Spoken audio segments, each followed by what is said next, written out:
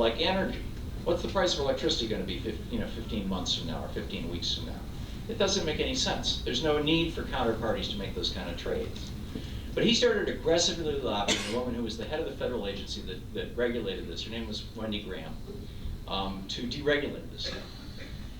Wendy Graham then, in 1996, during the Clinton administration, deregulated took a very large deregulatory step and allowed energy to be traded as a commodity. Phil Graham's wife. Wendy was the wife of Phil Graham, the senator from Texas. We're going to get to Phil in a second. And she then left the Commodity Futures Trading Commission and went to become a member of the board of directors of Enron. This wasn't enough for Phil. He still wanted to be able to buy a bank, and he still wanted that bank to be able to now trade in those commodities. He wanted to be able to put the money, be able to stash the money away from the bankers who were figuring out what he was up to. And he also wanted to be able to be sure that he could gamble with that money, which meant that this separation, this wall of separation that the Glass-Steagall Act from 1933 put in place between commercial banks and investment banks, that had to be broken down. So it could all be one bank, and you had to reduce the regulations about who could own a bank so that Ken could own a bank. And also, wouldn't it be fun if we could deregulate the actual trading of commodities themselves? I mean, radically deregulate them. So that it didn't even have to be primary commodities with primary counterparties. So it could be what are called secondary and tertiary, and I forget the word for beyond three, airy, commodity exchanges. And I'll explain that in just a second. So Phil Graham in 1999 and 2000 introduced two pieces of legislation that did exactly what Ken Lay wanted. The first was the Graham-Leach-Bliley bill, which broke down Glass-Steagall, put an end to that and made it possible for Ken Lay to buy his own bank and start gambling inside his own bank inside Enron. The second is called the Commodity Futures Modernization Act. And what it said was, you didn't have to be a counterparty. You didn't have to be willing to take delivery on that wheat in order to bet on that wheat. And you could even bet on bets about the wheat. And in fact, it didn't even have to be wheat. Well, that decision had already made by Wendy Graham back in '96. So what happened was in 2000, it's just 13 years ago. In 2000, and by the way, this is not that different from what was happening between 1921 and 1929. I told you, we do 60 years of figuring it out, and then actually the quote from Arnold Toynbee is, when the last man who remembers the horrors of the last great war dies, the next great war becomes inevitable, right? 60 years on, when Phil Graham was proposing in 1999 on the floor of the Senate that we do away with Glass-Steagall, his principal argument was, we had never had more than 15 years without a banking panic up until 1933, and then we put into Glass-Steagall, and we haven't had a single banking panic in the 60 years since then. It's working so well, it's time to let go of it. We don't need it anymore. We figured this one out. Now, if Phil Graham had tried to say that in 1940, he would have been laughed off the Senate floor, because there would have been a bunch of senators who were alive in the 1920s, and they would have said, what the hell are you saying? Are you serious? If he tried that in the 50s, he would have been laughed at in the 60s, in the 70s, even in the 80s. But by 1999, maybe Robert Byrd was saying it, but he was talking like, "Are you crazy, Phil? You can't do that!"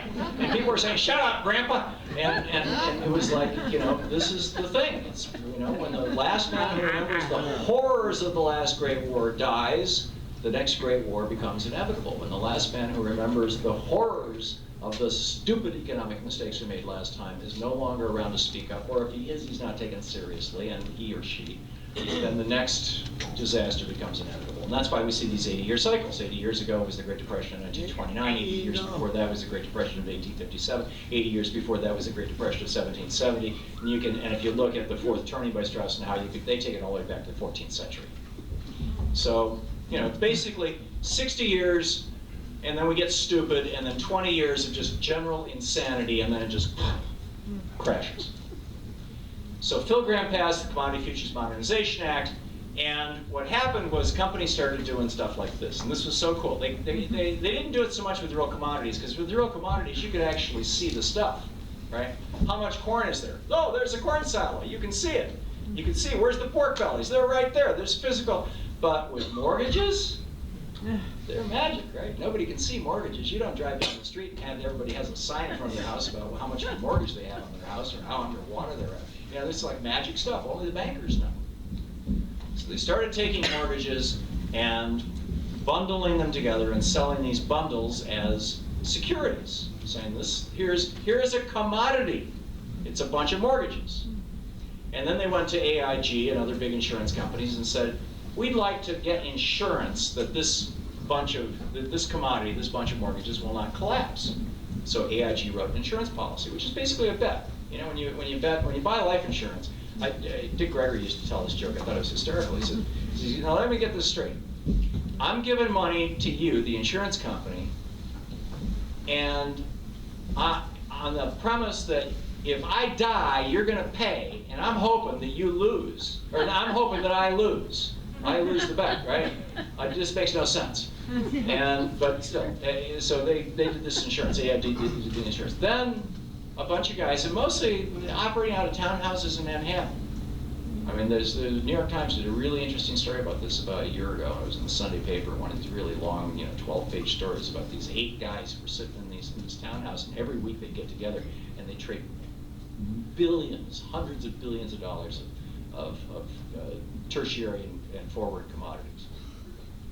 So they'd say, okay, well, we got $1 million worth of mortgages, or $1 million worth of mortgages. We'll buy $10 million worth of insurance on that. And then somebody else would come along and say, I'll buy a $100 million bet, insurance policy, bet. That $10 million bet isn't going to go bad, or is going to go bad. Take your choice. There would be people on both sides. So all of a sudden that $10 million becomes a $100 million bet. 2 parties, it's $200 million worth of betting. And somebody comes along and says, $100 million? I'll bet $1 billion that it's not going to go bad. And somebody else will bet $1 billion that it will go bad, because you got to have 2 parties for the bet, right? $1 billion, I'll bet $10 billion. $10 billion, I'll bet $100 billion. I'll bet 1,000, I'll bet $1 trillion. And it's all going back down to this original $1 million worth of mortgages, which has actual value, and because that value is derived from those mortgages and seeps into these bets are called derivatives. They derive their value from the underlying original commodity. In 1999, when Phil Gramm legalized this, the amount of bets on bets on bets on bets on bets was pretty insignificant. It really didn't move the meter in the American banking system. It was happening, but it was not a big deal. And it was happening mostly in the insurance industry. In 2008, according to the Bank of International Settlements, the amount of derivatives being traded worldwide, and the United States was the epicenter of this, but it was happening out of the London and Frankfurt offices big time, and Hong Kong as well. Actually, before I give you this number, let me give you a reference number. The gross domestic product of the United States, all business activity, all buying, all selling, all salaries, all manufacturing, all government spending, everything, all combined is $15 trillion a year. The GDP of the entire planet, Europe, Russia, South America, Africa, every place, every continent on Earth, Australia, $65 trillion. Okay, got that in your head? $65 trillion is the GDP of the entire planet. According to the Bank of International Settlements, the number of counterparty derivatives being traded in 2008 was over $800 trillion. That's just a ton of funny money, right? This was just like the stock market in 1929. It was funny money. It was totally nutso. And when it crashed in 2008, it went down to around $400 or $500 trillion, but it's back up to about $700 trillion right now. And this represents no value whatsoever. There's no, Adam Smith would look at this and go, where's the damn axe handle, right? There's no value here. This is just people moving money around. And this is why these banksters in New York are able to make $2 billion a year, $3 billion a year. Because if you're trading $1 trillion worth of derivatives and you're just skimming 0.25% off every trade, pretty soon you're making $1 billion a year. And these guys are trading hundreds of trillions of dollars. So we have, in ecosystems, ecosystems that are broad and diverse are stable and strong. Forests, jungles, they can withstand drought, they can withstand rain. Ecosystems that are monoculture, a single wheat crop that's all one DNA, one type of wheat, is not stable and strong, it's vulnerable. Our economy now, I think I mentioned before, there's not a single industry, major industry in the United States that's not owned by, over 80% of which is not owned by fewer than 5 corporations, whether it's the media, whether it's entertainment, whether it's travel, whether it's food. I mean, you pick it, 5 corporations. Powell's is one of the great exceptions to that. Which is one of the reasons why this is such an important institution. It's one of the mighty remnants of when America was great. So what we have now is this paper moon economy. It crashed in 2008, and Obama had this 13-week window until Scott Brown was sworn in to replace Mitt Romney. He had 13 weeks where he had a filibuster-proof Senate. And he had, the original conspiracy, the night that he was inaugurated, a bunch of Republicans got together at the Caucus Room restaurant and swore basically a blood oath that they would do everything they could to block anything he did, period. Even if they agreed with it, they would block it. Because they wanted to destroy his presidency, have a failed presidency. But he had this 13-week window, and during that window, he was able to get that stimulus passed. It wasn't anywhere near big enough or good enough, but it was enough to stop the bleeding. We went from losing 800,000 jobs a month to making a few thousand jobs a month, in some cases over 100,000 jobs a month. Our economy has not come back to where it was. In 1980, the year that Jimmy Carter was running against Ronald Reagan, unemployment was 3.8%. Right? People go, oh, that Carter administration, that really sucked. Jimmy Carter didn't know how to run a damn economy. 3.8% unemployment? Are you serious?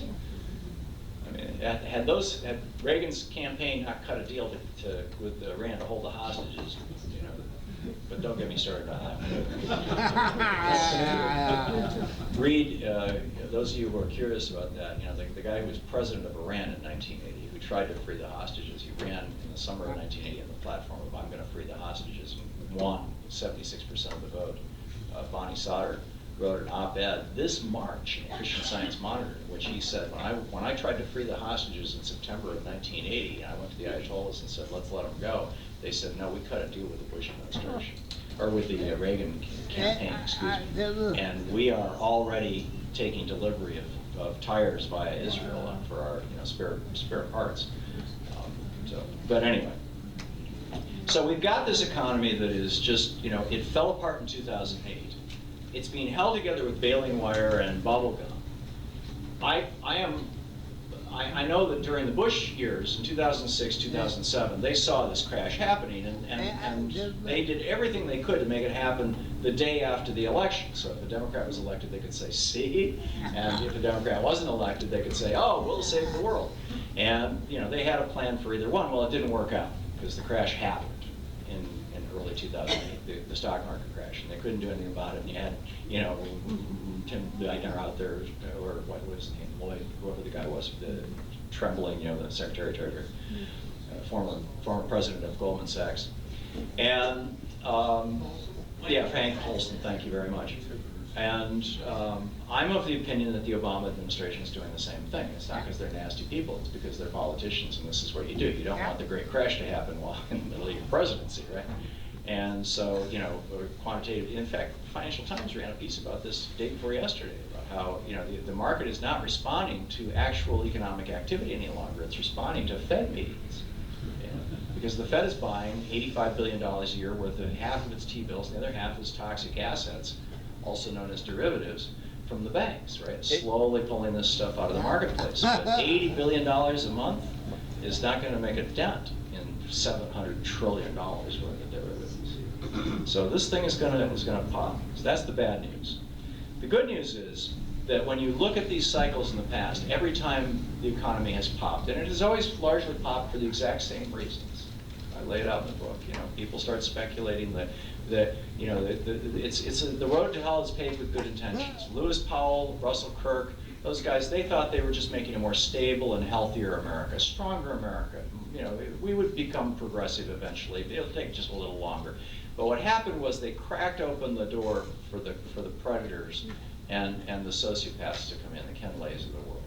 And they came in and they basically bought the politicians and took over the system, and they hollowed it out, and now we got this canvas moon. That's our economy. And that's the bad news. The good news is that every time one of these crashes happens, it becomes that moment in time when, for the average person who hasn't been paying attention to politics and hasn't been paying attention to economics, suddenly, to paraphrase Leonard Cohen, you know, reality cracks open and the light comes out. It's like all of a sudden, it's like, oh, now I get it. You know, now I know who these people are and what they were. Now I know why they call them banksters, right? And they throw the bombs out, and we have a progressive revolution, which I've referred to twice already. I don't need to recite the whole thing again. And so, in summary, we are in the middle of the Great Depression of our era. The Great Depression in the 1930s, the phrase Great Depression was coined in the 1940s. It was referred to, if you go back and read or listen to FDR's speeches, he referred to this present crisis, these difficult times, these challenging times, this recession, same way we do now. In the 40s, they looked back and they said, that was a hell of a lot worse than, you know, that was the Great Depression. We will someday refer to this as the Great Depression right now. And it's going to have to crack, and out of that is going to come, I think, so much progressive change that America can become, once again, this extraordinary country that it was. And we can have, and we can go back to the Jetsons. You know, I mean, remember after in the 60s, Time magazine said, you know, everybody's going to make $100,000 a year.